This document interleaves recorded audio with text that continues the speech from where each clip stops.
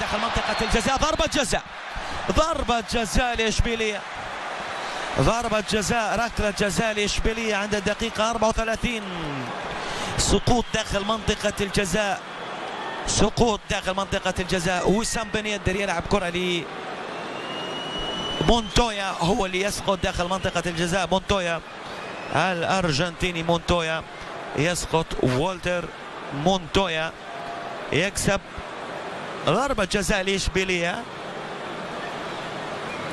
قادم من الروزاريو سنترال. مونتويا، وسام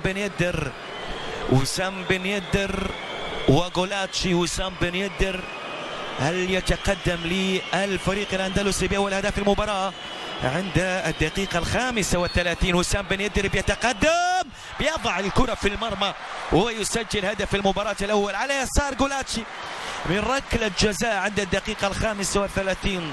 الفريق الأندلسي يتقدم على الفريق الألماني لايبزيغ، وضعها بكل هدوء بكل ثقة. وسام بن يدر لاعب تونس الأصل، فرنسي الجنسية، لكن لا شك بأنه عربي الهوى. هنا ركلة جزاء. وسام بن يدر يسجل هدف المباراة الأول لمصلحة إشبيلية من ركلة جزاء عند الدقيقة 35. وسام يضع الكرة على يسار غولاتشي. هذا هو برناردو الذي تسبب بضربة الجزاء، وهذا هو وسام الذي سجل ضربة الجزاء على يسار غولاتشي، وبالتالي الفريق الأندلسي إشبيلية يتقدم بهدف المباراة الأول. وسام بن يدر، الكرة من هناك إلى غولاتشي، عالية للأمام.